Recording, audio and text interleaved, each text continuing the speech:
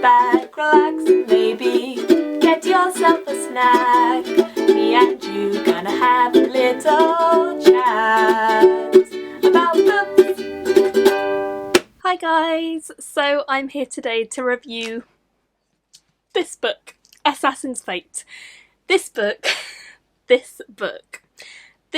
is the final one in the Fitz and the Fool trilogy by Robin Hobb. It is my most anticipated release of this entire year, and it's a book that took me quite a long time to read because normally I am quite a fast reader, and this is 860 pages, but this took me like a solid almost 2 weeks, about 10 days, 2 weeks, something like that.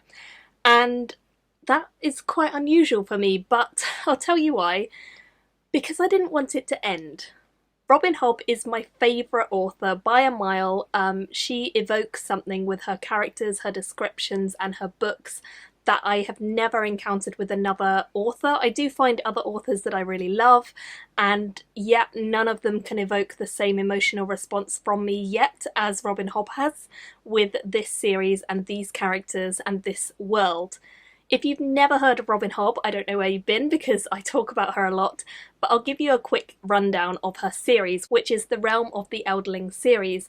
And my advice for starting this series would be to read the Farseer trilogy, the Live Ship trilogy, the Tawny Man trilogy, the Rainwild Chronicles, which is 4 books, and then come on to this one, which is Fitz and the Fool. I would certainly not recommend reading this series unless you have at the very minimum read the Farseer and Tawny Man books, because they all feature Fitz as the main character, who is once again the main character of this series. So if you don't read those two, at least at minimum, you're going to have no idea what's going on and it's not going to make sense and it's just going to ruin everything. So that's my advice. Do not read this trilogy until you've read those others.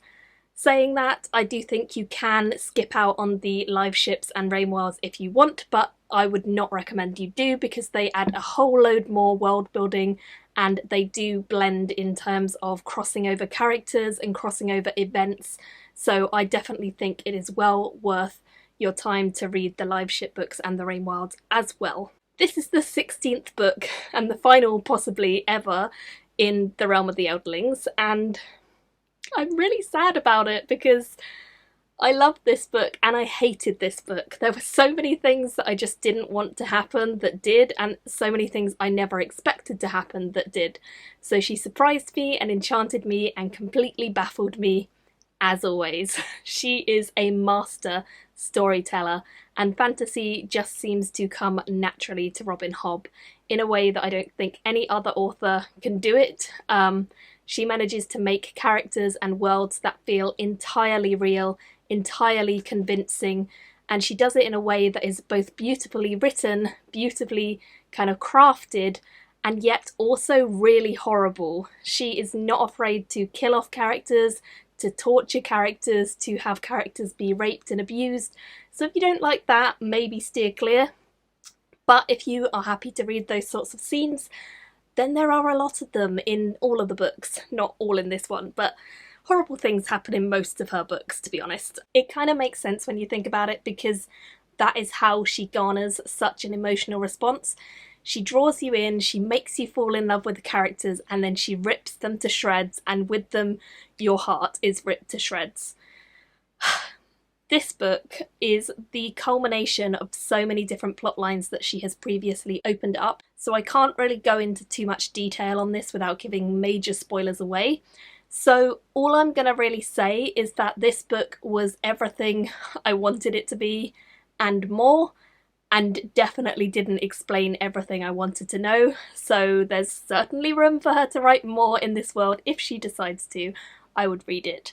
I feel like this book developed in so many ways, and what I really enjoyed about this book was seeing Fitz and the comrades that he had gathered around him, because I feel like up until this point in the series, Fitz has always been a bit of a loner. He's always been a character who's had to do things for himself, and he's not really had the support that he deserved, or the gratification or the love that he always deserved and craved.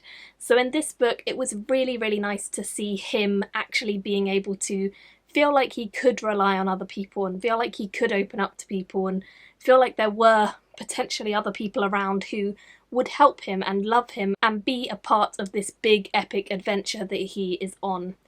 We do also have a second viewpoint, which is Bee's storyline, and Bee's storyline is something I really enjoy. It was first introduced in book 1 of Fitz and the Fool, and I'm not going to say who Bee is, but I do think that her plotline is something that I really enjoyed seeing in this series, and I think it really bounces well with Fitz's plotline and balances out some of the things that we hadn't necessarily had in previous books and series from Hobb. With that said, I do think some elements of this entire series, not just this book, are kind of slightly repetitive, and I think with Hobb that is a common complaint, that her books are too slow or that there are repetitive moments.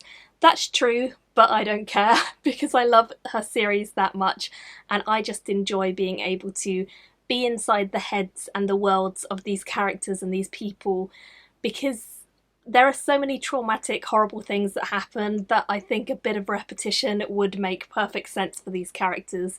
Pondering about and worrying about things that are going on in their lives would certainly be very plausible to me.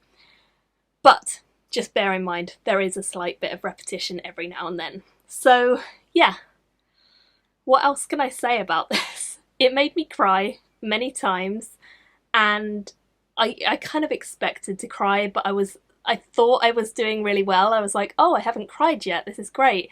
And then literally 2 pages later, tears. She just does it, and I don't know how.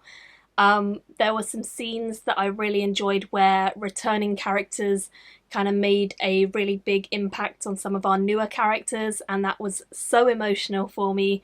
We also do lose some people in this story, and it was devastating. What can I say? It's always devastating when Hobb manages to kill off some characters that I am totally in love with. She does it a lot. Not as bad as George R.R. Martin, but she definitely is not afraid to rip away characters for plot reasons or just because it's their time to go. But oh, it's horrible.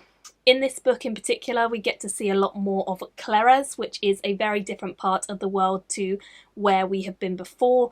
It's quite a long journey away from the Six Duchies, which is where the majority of Fitz's story is set up until now. And going to Clarez was horrible, really horrible, because it's such a nasty, evil, twisted place, but also really interesting because there are so many answers in Clarez about things that we have had hinted at, things that we have possibly guessed at by this point in the series but never had confirmed until now. So I really enjoyed that discovery element of Clarez, and seeing some of the people there was really fascinating and equally all infuriating. I really enjoyed this book.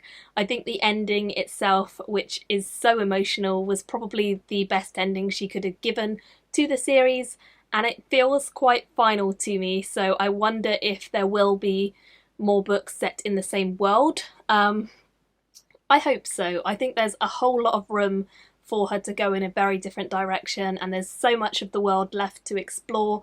The way things are left in this book opens up a whole new chapter of this world, so I would really be interested in seeing more from it. I think she could easily follow other characters that she's introduced, and there's plenty of space still. I know that this world goes on living. I know that Robin Hobb intimately knows the world and we're just scratching the surface. So I hope she wants to write more in the world. But we'll see. Of course, you guys know it, I gave this 5 stars. I don't think I could ever be objective about a Hobb book again just because of how emotionally invested I am in this series. If I was being finicky, maybe it would go down to 4.5 because of repetition, but honestly, no, because I could have done with a whole load more pages and I would have still read it and still loved it and still enjoyed myself a lot. So 5 stars, of course, super duper loved it. I'd love to hear your thoughts if you've read all the other books and you have finally got to 16, or if you are just about to start on the series, how you are finding it. Do persevere, because the rewards of this series and the emotional heartache of this series is so worth it. I absolutely adore it and I would thoroughly recommend her to everyone. She's a queen of fantasy for me. That is my review, or as much as I can give you without spoilers, for Assassin's Fate. Thank you all so much for watching, and I will see you very soon in my next video. Bye! Thank you for watching my video today. and come back and chat with me again.